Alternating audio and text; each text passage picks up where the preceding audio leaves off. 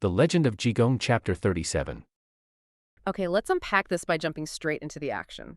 We open on a scene that feels like it belongs in a modern heist thriller. It really does set a cinematic tone. Yeah, we are at the estate of a remarkably wealthy man named Su Beshan, but the camera, so to speak, isn't on him. No, it's focused on the inner chambers. Right, specifically on his wife, Lady Zhao, and her household staff. They are in her private quarters, enjoying a quiet evening when they hear this massive commotion outside. A huge disturbance. They glance out the window and see what appears to be a massive fire erupting in the courtyard. And the author is highly intentional with the sensory details here. Oh, And absolutely. the text describes flames shooting up into the sky, casting this terrifying flickering light over the flower pot stands and the locust trees. Which is a nightmare scenario. Exactly. In a sprawling, ancient architectural complex, constructed almost entirely of wood, fire is the ultimate existential threat. It triggers a primal panic. Right, so Lady Zhao and her maids, they abandon all protocol and rush out into the courtyard to extinguish the blaze. They completely drop their guard. But when they actually reach the courtyard, they find out it is a complete illusion.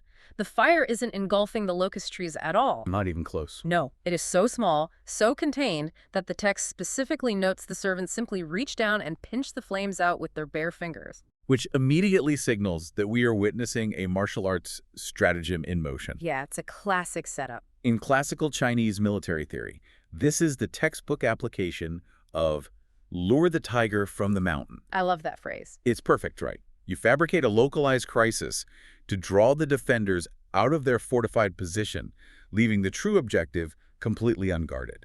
And the architect of this distraction is a martial artist and thief named Chen Liang. He operates under this amazing moniker, the Holy Hand White Ape. It's a great title. The Holy Hand White Ape dropping from the roof the second the maids run outside is just a fantastic visual. It reminds me entirely of the mechanics in a modern stealth video game. Oh, that's a really good comparison. Right, like you need to infiltrate a heavily guarded fortress, so you throw a rock or trigger a noisemaker on the east side of the map. And all the AI guards go running over to investigate. Exactly. They all run over to the noise, and you just calmly walk through the front door on the west side. Chen Liang is applying that exact spatial logic to a wealthy estate. And the spatial logic is the key to understanding the stakes of this infiltration. This isn't just, a random room Chen Liang is sneaking into. Not at all. The text spends a significant amount of time detailing the geography and the contents of this space to establish what the inner chambers represent in this era. Right, because this is Lady Zhao's private bedroom. Exactly. It is the absolute sanctum of the household. It's a place where external commerce, politics, and outside men are strictly forbidden. And the wealth on display is just staggering. The author notes the intricate landscape scroll paintings, the calligraphy from famous masters, and most importantly, this massive bed made of Shangfei bamboo sitting along the front eaves. And we really need to highlight that. The Zhangfei bamboo bed is a crucial detail. It's not just set dressing. Why is that specific material so important? Well, Shangfei, or mottled bamboo, carries immense cultural and mythological weight. The legend involves the wives of the mythological Emperor Shun weeping so profusely over his death that their tears permanently stained the bamboo growing along the Shang River. Oh, wow. So it has this deep, tragic romance associated with it. Exactly. It is an incredibly rare, highly prized commodity.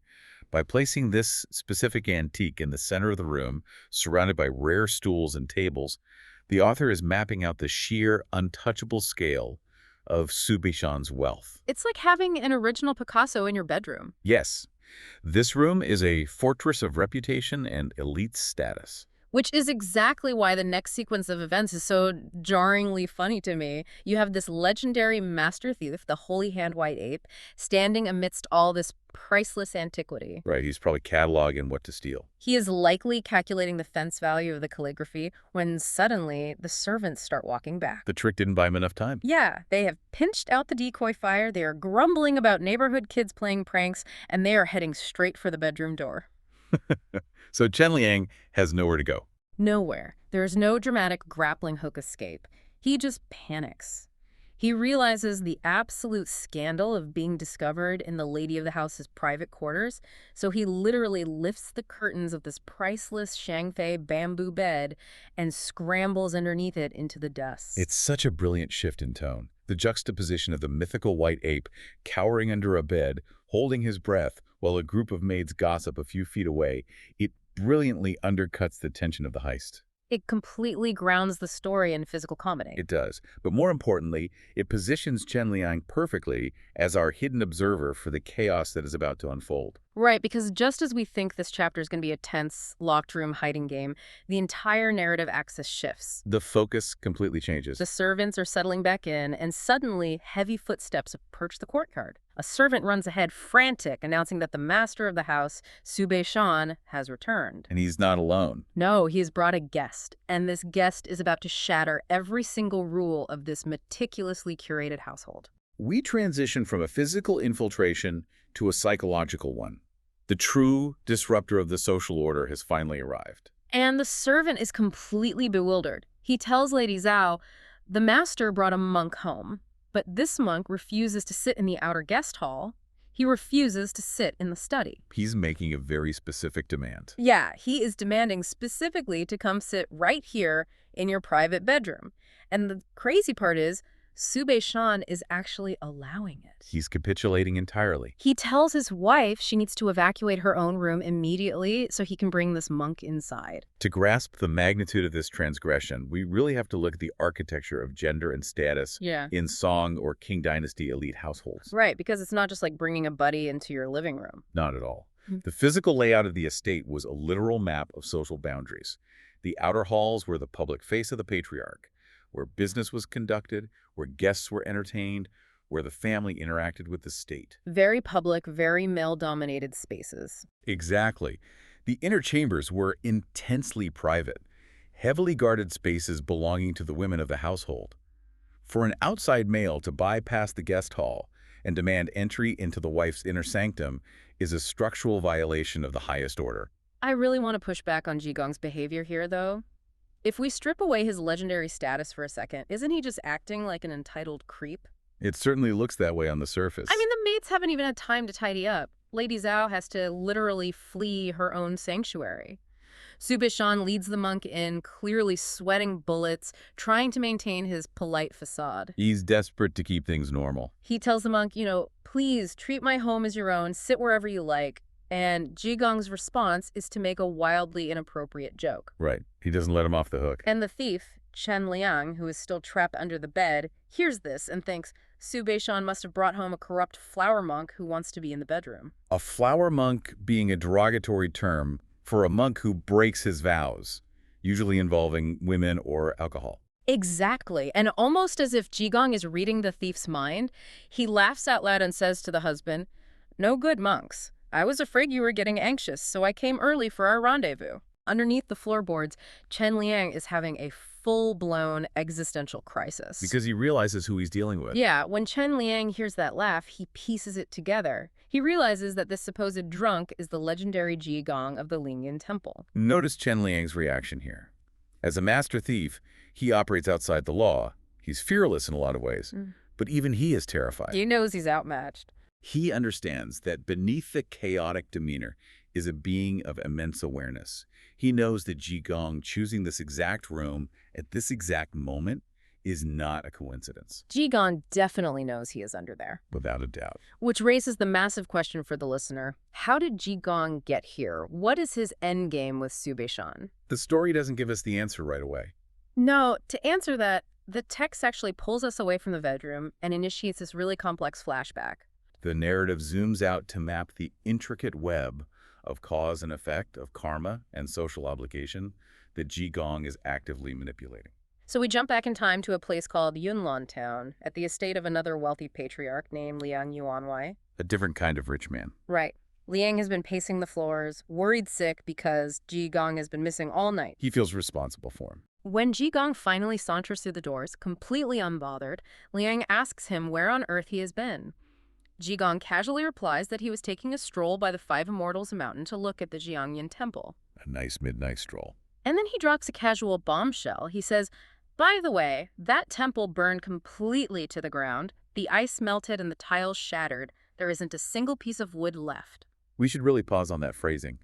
Ice melted and tiles shattered is a vivid, absolute idiom. It's very poetic, but also destructive. Yes. He isn't just delivering a local news update about property damage. Yeah. He is declaring the total, irreversible erasure of an institution. It is a striking image to drop into a polite morning conversation. But he doesn't just bring news of the fire. He brings a guest of his own. Jigong introduces a man named Gao Guotai. And this introduction is key. It's a stark contrast to the wealth of the Liang estate. The text describes Gao Guotai as being poor as a washed-out tub. He is the picture of absolute destitution. He has nothing. But this isn't a random act of charity by Jigong. There is a deep, hidden connection between this destitute man and the wealthy Liang Yuanwei. This is where the text delves into the sociological infrastructure of the era. Gao Guotai's late father, Gao Wenhua, was once bound to Liang Yuanwei through the Oath of the Golden Orchid, or Jinlan. This is a mechanism we really need to explore because it's fascinating. When we hear sworn brotherhood today, we might think of fraternity brothers or close college friends. Best friends, right? Yeah, but Jinlan is an entirely different beast, isn't it? It is entirely different. Jinlan is a binding, quasi-legal covenant, often sworn before the gods with blood rituals or shared incense. So it's incredibly serious. Very. In a society without state-sponsored welfare, life insurance, or a reliable banking system, this oath served as the ultimate horizontal social safety net. It replaces the state in a way. Exactly. It was a promise that your families were legally and spiritually merged. If one fell, the other would act as a structural pillar. So when Liang Yuanwei recognizes the son of his sworn brother, his reaction isn't just surprise. No, it is a profound sense of institutional failure. He says, when your father died, you didn't send me word. I had no idea you had fallen into such poverty. Gao Guotai's explanation for his silence is just a heartbreaking look at the mechanics of shame. It's very revealing. He essentially tells Liang, "We lost our money. I became so poor that I couldn't afford to participate in the rituals of our class. I couldn't buy the gifts for the banquets. I couldn't afford the proper mourning attire, so I couldn't maintain the relationship. The poverty isolated me." It is a really sharp sociological observation. The text doesn't frame Gao Guotai's poverty as a moral failing or a lack of work ethic. Like he didn't pull himself up by his bootstraps. Right, it doesn't do that at all. Yeah. It frames it as an external circumstance that actively severs a person from their social network. The rituals of connection cost money. And without that money, the network dissolves. Precisely. But crucially, once Liang Yuanwei is made aware of the breach in the network, he recognizes a cosmic duty to repair it instantly. He doesn't offer Gao Guotai a small loan to get back on his feet. He doesn't offer him a job in the stables. No half measures. He immediately reinstates Gao Guotai's elite status. Liang says, "You aren't going back to your county. I am sending my caravans to pack up your entire extended family. You are moving into my estate, and you are going to study alongside my own brother for the imperial exams." And that detail about the exams is vital. By funding Gao's studies for the imperial exams, Liang is providing the only legitimate avenue for generational wealth and bureaucratic power available in that era. He's playing the long game for the Gao family. He is honoring the Oath of the Golden Orchid by ensuring the Gao family lineage survives and thrives. It illustrates a worldview where wealth is not merely for personal accumulation, but carries heavy, mandatory social obligations. That alone would be a satisfying resolution to a folktale. You know, the rich man does the right thing, the poor man is saved. It's a nice, neat ending. But Jigong doesn't stop there. Reconnecting two old friends is child's play for him. He pivots immediately and reveals that he's been orchestrating a massive, multi-layered financial scheme in the background. This is where Jigong shifts from acting as a spiritual guide to operating like a high-level corporate fixer. He totally does. He turns to Liang Yuanwei and says, "Now that you've handled that, I need to ask you for alms." An alms usually implies something very small. Right, usually alms means a bowl of rice or a few copper coins. Jigong looks at this millionaire and says, "I need you to spend hundreds of taels of silver." A staggering amount of money. And he lays out a hyper-specific real estate transaction. He tells Liang to purchase the exact plot of land where the Shanyan temple just burned down. Step one. Then Liang must take exactly 500 taels of silver and give it to a specific man named Lu Miaotong on the ironclad condition that Lu takes the money and permanently relocates to a faraway place called Guqin Mountain. Step two. Finally, Liang is to rebuild the ruined temple, but legally rezone it as a nunnery to serve as a permanent, secure compound for an old nun named Qingzhen and Gao Guotai's female relatives. Step three. Let's really break down the mechanics of this deal because it is a masterclass in preemptive legal maneuvering. It's incredibly complex. Jigong isn't using divine magic to fix these people's lives. He is using aggressive financial restructuring.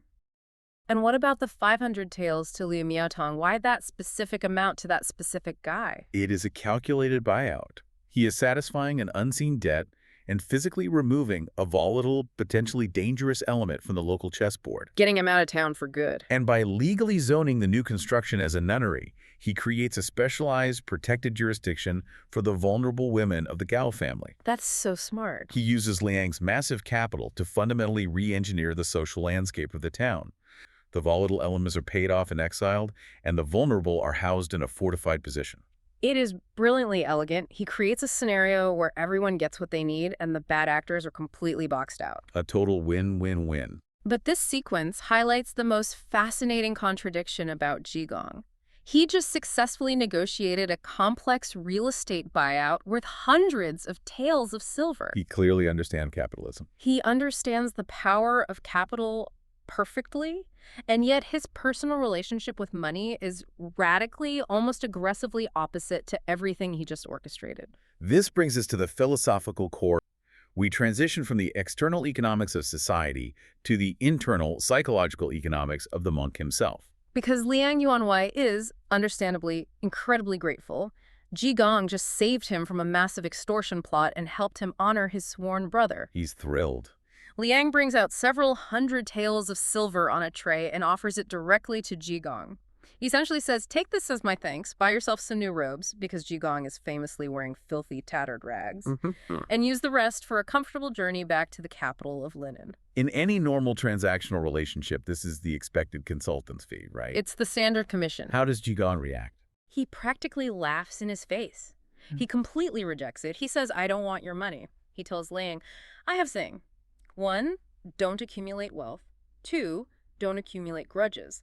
Then you can sleep peacefully and walk freely. It's a profound statement. He leaves the silver on the table, grabs his traveling companion, a man named Sulu, and simply walks out the door, heading for the highway in his dirty rags. The rejection of the silver is the first step, but the text expands on this philosophy immediately. As they are walking along the road under the clear sky, Jigong begins to sing. I love this part. He spontaneously composes a poem that acts as his personal manifesto, outlining exactly why he rejected the wealth. We have to analyze the lyrics of this poem because it is a devastating critique of the society he just manipulated. Let's hear it. He sings, see through the warmth and coldness, see through the ways of the world, stroll freely through spiritual paths, wandering without hindrance. The phrase warmth and coldness is vital here. It refers to the transactional nature of human affection in a hyper-capitalist structure. Like conditional love. Exactly.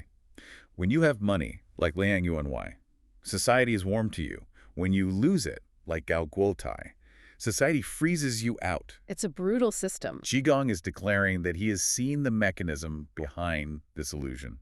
Because he refuses to participate in that economy of affection, he can move through the world without hindrance. And he takes aim at organized religion next, which is bold for a monk. He sings, no incense on the 1st, no worship on the 15th. The 1st and 15th days of the lunar month were the mandatory days for temple worship. Like going to church on Sunday. Exactly. For a monk to openly reject the calendar of his own institution is a radical statement of Chan Buddhist non-attachment. He is arguing that performative rituals do not generate spiritual liberation.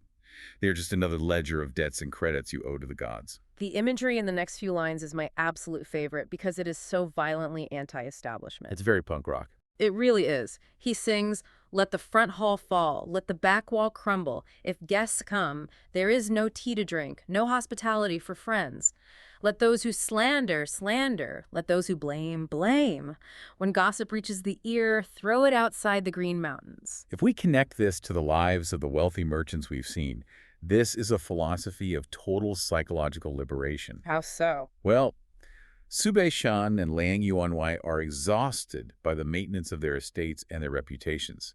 Their walls must always be perfect. Their tea must always be served. They're trapped by their own stuff. Exactly. Jigong's willingness to let the walls literally crumble is a rejection of the legacy building that traps these men. Throwing gossip outside the Green Mountains represents total immunity to the social credit system of his era. And he ends the song by proudly claiming a title. He says, "Learning to be a useless man, what harm is there to me?" He wants to be useless. Which is such a provocative stance. It is, but I have to stop here because this is where I struggle with the text. If I am looking at this objectively, there is a massive, glaring contradiction. Let's hear it. What's a contradiction? If he is so deeply detached that he proudly calls himself a useless man, if he genuinely does not care if temples burn down or walls crumble or if people gossip about him, why is he micromanaging the local zoning laws in Yunlan town? It's a very fair question. Right. Why does he care so deeply that Gao Guotai gets to study for the imperial exams? Why ensure a 500 tael payout to a specific man? You can't claim to be detached from the world while simultaneously acting as its most aggressive architect. It feels entirely hypocritical. It looks like a contradiction for sure. But in the framework of Mahayana and Chan Buddhism, it is actually the precise mechanism of his power. It is the paradox of compassionate detachment. Walk me through that, because right now it just looks like a guy playing both sides. Think about what blinds the other characters in this story. Mm. Liang Yuanwei is blinded by duty and fear of extortion. Right. Gao Guotai is paralyzed by the shame of his poverty. The corrupt Taoist priest is blinded by greed. Every single one of them has a massive throbbing ego that desperately needs something from the board they are playing on. They all have an agenda. Yes. Jigong's internal detachment, his refusal of the silver, his ragged clothes, his willingness to be useless, means he has eradicated his own ego. So he doesn't want a cut of the deal. Exactly. Because he wants nothing for himself, he has no stakes in the game. He doesn't need anyone to think he is smart or rich or pious. Therefore, he is the only person who can see the chessboard with absolute clarity. I see. His internal detachment is the engine that drives his external effectiveness. He is a useless man to himself, which makes him infinitely, perfectly useful to a society that is choking on its own rules. So the lack of personal stake is actually his superpower. That makes a lot of sense. That's the only way he can operate. And he is going to need that absolute clarity because the text is about to violently rip us out of this peaceful, philosophical stroll. We're heading back into the chaos. Yeah, the moment Jigong and his companions step off the road and enter a tavern in the capital city of Linen, the theory of his philosophy crashes headfirst into the brutal reality of the city. The author deliberately sets up this whiplash. We go straight from a serene poem about throwing gossip into the mountains to a scene of absolute blood-curdling urban violence. Let's set the stage for this. Jigong and Sulu walk into a lively, east-facing restaurant in Linen. As they navigate the tables, they run into a very familiar face. Our old friend. It is Su Beishan, the ultra-wealthy merchant whose bedroom Jigong was terrorizing. The guy with the bamboo bed? The very same. Su Beishan is sitting there having drinks with one of his senior servants. He sees Jigong, stands up, greets him warmly, and invites him to join their table. Very polite. They sit down, the mood is completely polite, when suddenly the tavern doors are violently thrown open. And the figure who enters isn't a rival martial artist or a gang of bandits. No. It is an elderly man, described with white hair and a white beard, clutching a walking cane. This is Old Man Han. And Old Man Han doesn't say hello. He is hyperventilating. He locks eyes on the wealthy Su Beishan, charges across the tavern, raises his heavy cane, and swings it directly at Su Beishan's skull. With lethal intent. He is trying to commit murder in the middle of a crowded restaurant. It is a desperate, suicidal assassination attempt by a senior citizen. Su Beishan barely manages to dodge the cane. His servants swarm Old Man Han, wrestle the cane away, and pin him to a bench. Su Beishan is in absolute shock. He has no idea what's happening. He looks at the struggling old man and says, "Han, we are business associates. We have no past grievances. We haven't even had any recent arguments. Why in the world are you trying to kill me?" And Old Man Han, weeping and shaking with rage, levels an accusation that brings the entire tavern to a standstill. This accusation is where the text exposes the darkest, most brutal underbelly of the Song Dynasty commercial systems. It really pulls back the curtain on how dangerous this world is. Old Man Han looks Su Beishan in the eye and says, "I don't care if I die today. My son is already at the magistrate's office filing formal charges against you, and if that fails, I am going to hang myself from the rafters of your front porch so my ghost can curse your family forever." He is utterly broken. He explains, "Yes, my son took a loan from your estate for 200 taels of silver. Business was bad. We couldn't pay it back on time. We promised you we would sell our family home to clear the ledger, but you refused to wait. You sent your servants, backed up by hired thugs, to our house. They beat my son within an inch of his life, and then they kidnapped my daughter. We really have to examine the historical realities of debt law here to understand the gravity of this moment. Please do, because this sounds like cartel violence. It's not far off. In ancient commerce, the formal legal system, the magistrates, were notoriously slow, often corrupt, and highly biased toward the wealthy. Because institutional recourse was unreliable, debt collection frequently devolved into extrajudicial brutality. The idea of trading human beings to balance a ledger. Exactly. The concept of using family members, specifically daughters, as collateral or forced payment for financial debt was a horrific but real threat for the merchant and peasant classes. That is just sickening. 200 taels of silver isn't just a heavy financial burden. It is a weight capable of obliterating a family's honor, destroying their physical safety, and resulting in human trafficking.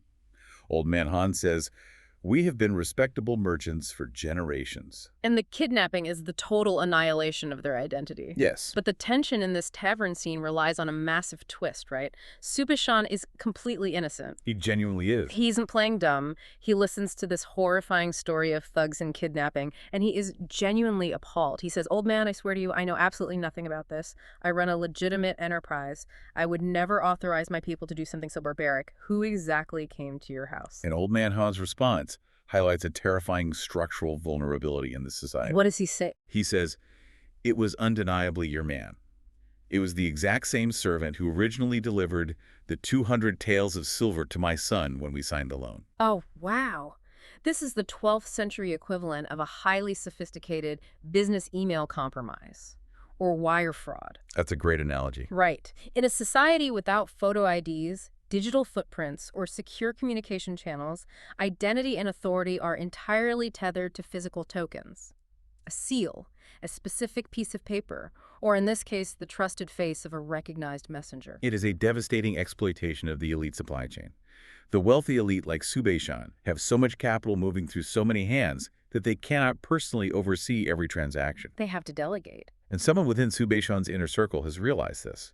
They have taken the authority granted by Subeshan's name, bypassed his oversight, and used it to execute a violent extrajudicial raid. They act under the banner of the Su estate, kidnap the girl, keep whatever profits they make, and know with absolute certainty that Old Man Han and the legal magistrates will direct all their vengeance at the billionaire at the top of the pyramid. Subeshan realizes that someone is wearing his face to commit atrocities. The psychological terror for Subeshan must be immense. He is wealthy and powerful, but in this moment, his wealth is exactly what has made him vulnerable to this parasite. It's his blind spot. He frantically tries to search his memory, but he has dozens of servants and hundreds of loans. He genuinely cannot remember which specific messenger delivered that one particular loan years ago. And the situation in the tavern is deteriorating by the second. Yeah, Old Man Han is wailing. Subeshan is paralyzed by the realization of the fraud. And then the son, Han Wenqing, kicks the tavern doors open. Things escalate again. He has just returned from the magistrate's office. He is bruised, and his eyes are completely red with fury. He sees Subeshan, screams, "I'm gonna kill you," and charges. It is a ticking time bomb. The magistrate isn't coming to save them. Subeshan's money can't fix a crime he doesn't understand. The formal systems have totally collapsed. The law is too slow, the wealth is compromised, and the victims are blinded by righteous, misplaced rage. Which means it is the exact moment for the useless man to intervene. Yes. Jigong, who has been quietly drinking his wine, watching this entire societal breakdown, finally steps into the fray. And notice how he de-escalates the situation. A listener might expect a mythical monk to use a magical incantation or a grand display of martial arts to freeze the room. Right, like a glowing force field. But Jigong employs a completely different set of tools. He uses pure, unfiltered street psychology. He bursts out laughing, using that same disruptive, jarring laughter he used in the bedroom to shatter the tension in the room. It breaks their focus. He looks at the furious son, the weeping father, and the terrified merchant, and he simply projects absolute, unquestionable authority. He says, "Stop arguing. None of you need to panic. I know exactly who did this, and I'm going to take you to the real culprit right now." He doesn't offer a theory. He doesn't explain his deductive reasoning. No. By acting, With total, unshakable certainty, in a room entirely consumed by doubt and chaos, he creates a psychological anchor. They have no choice but to follow him. So you have this incredibly bizarre procession leave the tavern. Yeah. You have the eccentric monk in dirty robes leading a hyper-wealthy merchant, an enraged young man, and an old man with a cane through the bustling streets of Linen. It must have been quite a sight. The text says they walk south, they navigate through a specific alleyway, and they finally arrive in front of a completely nondescript door. And this is the climax of his street-level intelligence gathering. Hmm. We never saw him dust for prints or interrogate witnesses. He just knows. He understands the pulse of the city's underbelly intuitively. But the way he flushes the culprit out is my favorite part of the chapter. He doesn't kick the door down like a SWAT team. He doesn't announce that the authorities are here. It would just cause them to run. Right. He sets a psychological trap based on the exact same greed that motivated the crime. He stands in the alley, clears his throat, and shouts at the door, "Manager Sue! Open up! I am bringing you your silver!" It's brilliant manipulation. He speaks the only language the extortionist understands. Money. Whoever is inside that house thinks their proxy has returned with the ransom or the payout from the kidnapped daughter. Their greed completely overrides their caution. The door creaks open. A man steps out into the sunlight expecting to see a lackey with a heavy bag of silver. Instead, he finds himself staring face to face with the monk, the furious victims he just assaulted, and his ultimate boss, Su Beishan. And the author leaves us on an absolutely perfect cliffhanger. As the sunlight hits the man's face, Su Beishan, Old Man Han, and the son all gasp simultaneously. They point at him and scream, "So is you!" It is a phenomenal ending to the chapter. It leaves the listener desperate to know the specific identity of the traitor within Su Beishan's ranks, but more importantly, it perfectly crystallizes Jigong's function in this literary universe.